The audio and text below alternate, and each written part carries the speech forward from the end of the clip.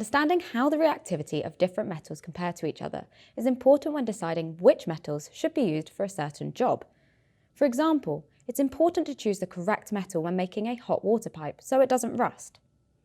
You would also need to choose an appropriate metal to make a food can, so that the food stays fresh and the metal does not react with the food to spoil it.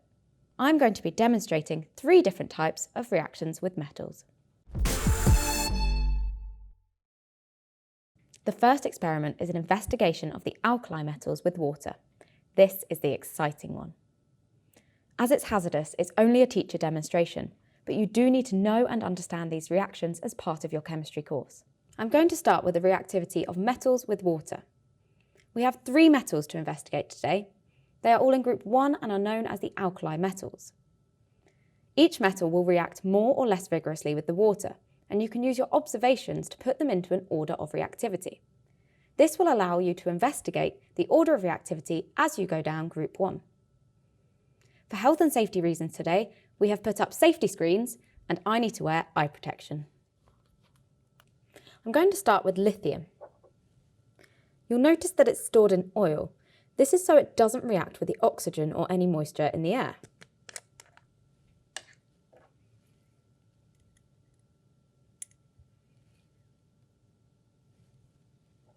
I'm now going to cut the lithium so I get a smaller piece.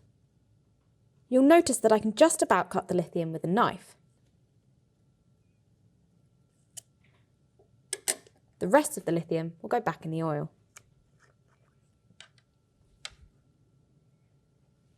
Look at the surface of the lithium where I have just cut it. It's quite shiny, but it won't stay like this for long because it will rapidly react with the air to become dull.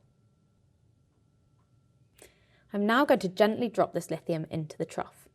Let's observe. The lithium is slowly moving around and it's floating on top of the water. There's fizzing. This is also known as effervescence. The lithium is also getting smaller. We can summarise the observations as follows.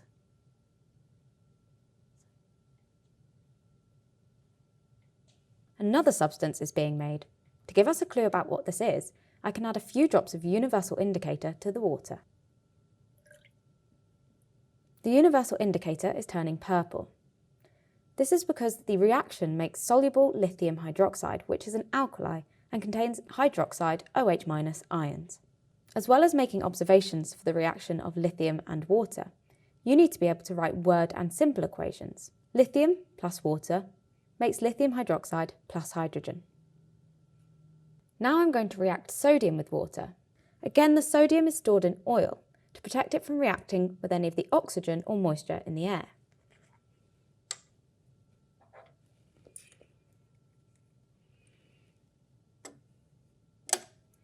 I'm going to cut the sodium into a smaller piece. The sodium is much softer than the lithium, as I'm able to cut through it easier with the knife. The spare piece of sodium is now going back in the oil. Notice how the surface where I just cut the sodium is shiny again. This time it will react more rapidly with the oxygen in the air to become dull.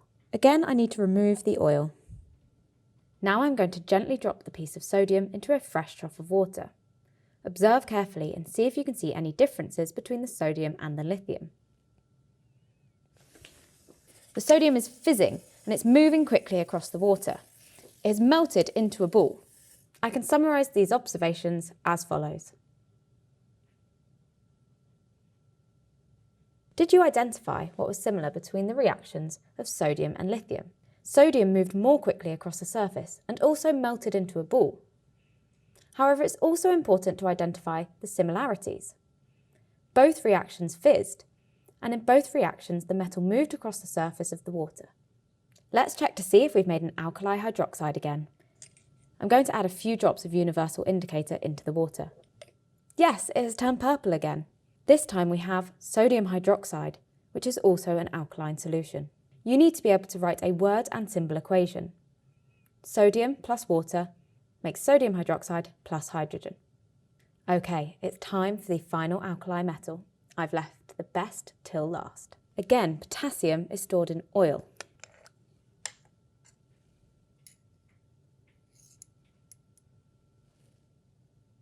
I'm now going to cut the potassium to get a smaller piece. Notice that that was very soft, much softer than the other two alkali metals. Again, the spare piece of potassium will go back in the oil. Notice that again, the surface of the potassium is shiny, and this time it will react much more rapidly with the air than both of the metals before it. Again, I'm just going to dab off the oil. And now I'm going to gently put this piece of potassium into the fresh water trough. Observe carefully.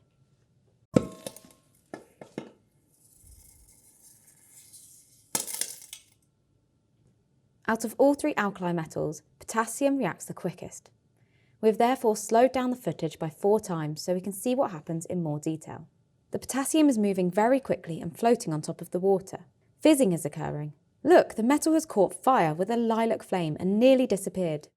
It has self-ignited, producing its own squeaky pop, which tells us that the fizzing is hydrogen gas. This reaction gives out so much heat that the potassium will self-ignite the hydrogen gas to give this lilac flame. Now let's check to see if we have made the alkaline solution potassium hydroxide. Yes, it's turned purple again. That means that we have potassium hydroxide solution. Now let's have a look at the word and symbol equation with potassium hydroxide.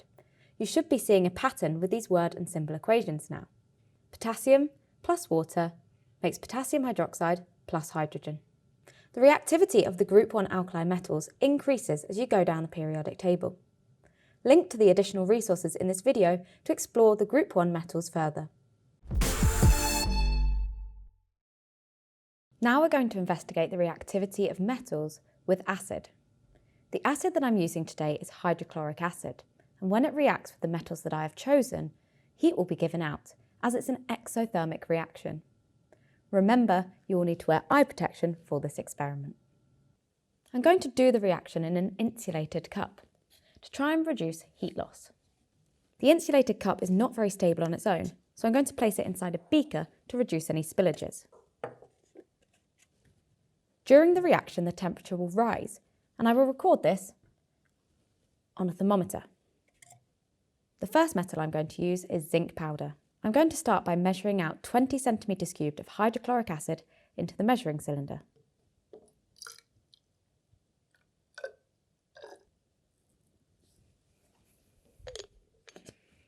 Which I will now pour into the insulated cup. As I'm measuring temperature change, I must record the temperature at the start of the reaction, 19.5 degrees Celsius. Here I have a lid with a hole in it, so the thermometer will go through the lid. I'm now going to add 2 spatulas of zinc powder to the acid in the cup. It will take a few minutes for the maximum temperature to be reached, so now I will wait.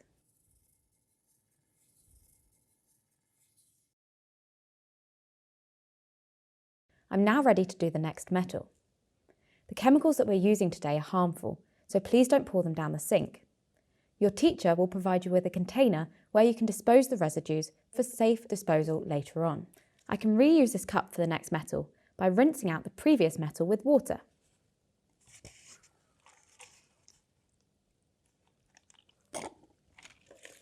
What do I need to do to keep this a fair test so I can compare all the metal reactions? I'm going to use the same apparatus and the same quantities of metal and acid in each of the reactions. Don't forget to take the starting temperature at the beginning of each reaction.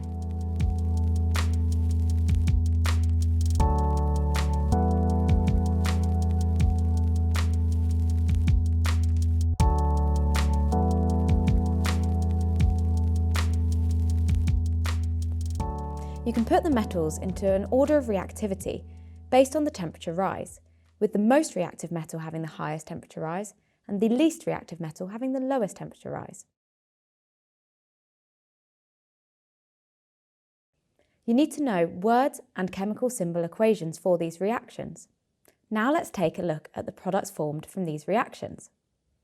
As all of the metals react with hydrochloric acid, one of the products formed is a chloride salt.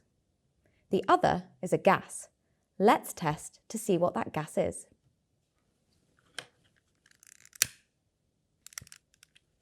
If I insert a lit splint into this test tube full of the gas, let's see what happens. There was a squeaky pop, so the gas must be hydrogen. Now let's look at the word and balance symbol equations for these reactions. Can you write the balance symbol equations for magnesium, iron and zinc with hydrochloric acid to make the chloride salt and hydrogen? We didn't write an equation for the reaction of copper with hydrochloric acid because there was no reaction. Check out the additional resources in this video to explore the reactions of metals and acids further.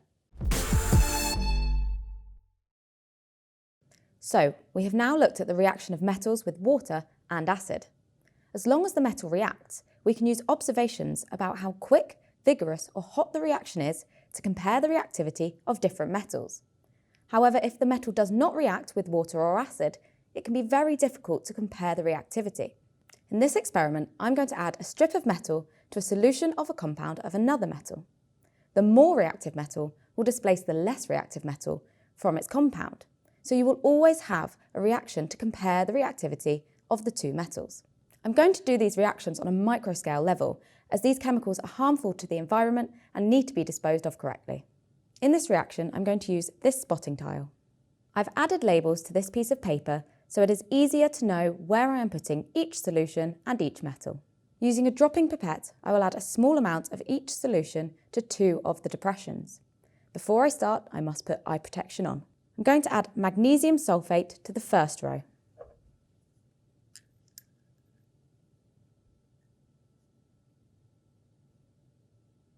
Now I'm going to add zinc sulfate to the second row.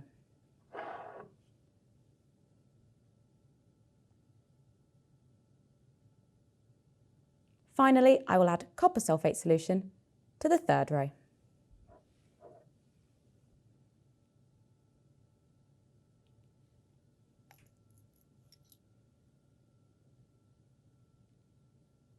Now I'm going to add small pieces of the metal to each of the rows, starting with magnesium.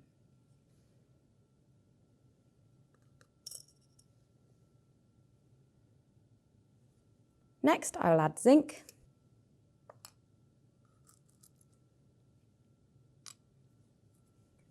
And finally, copper.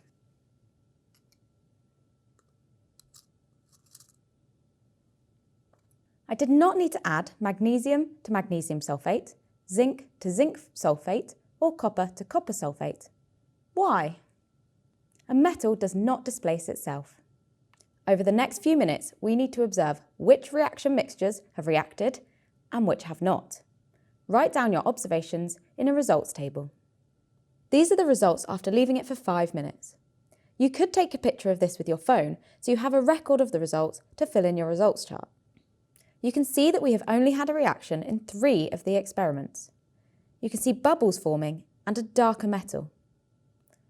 Magnesium has reacted with zinc sulfate and copper sulfate, and zinc has reacted with copper sulfate. We can fill in our results chart with a tick or a cross to indicate if there has been a reaction.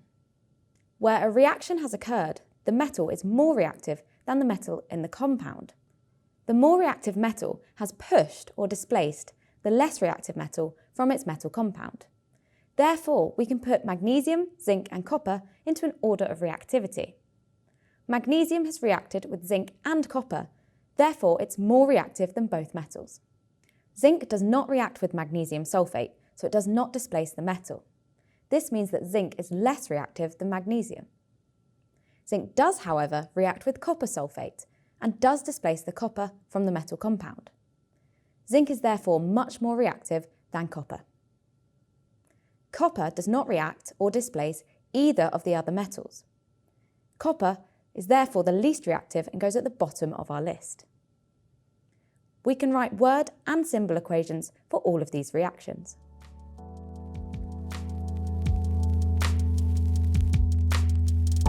These displacement reactions are also redox reactions. The more reactive metal is always oxidised and the less reactive metal is reduced. We can now summarise all the reactions we have completed in this video and use our observations to produce a list of the metals in order of reactivity. This is called the reactivity series of metals. In the first experiment, we deduced that potassium was more reactive than sodium and lithium. In the second experiment, we reacted metals with acid and deduced that magnesium was more reactive than zinc and zinc was more reactive than iron. In the final experiment, We used the displacement reaction of metals to find out that magnesium was more reactive than zinc and that copper was the least reactive metal.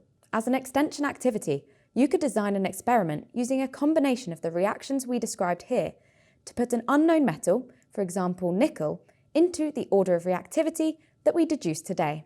The additional resources can be found in the link. Thank you for watching. Have fun with your experiments. Inspiring your teaching and learning.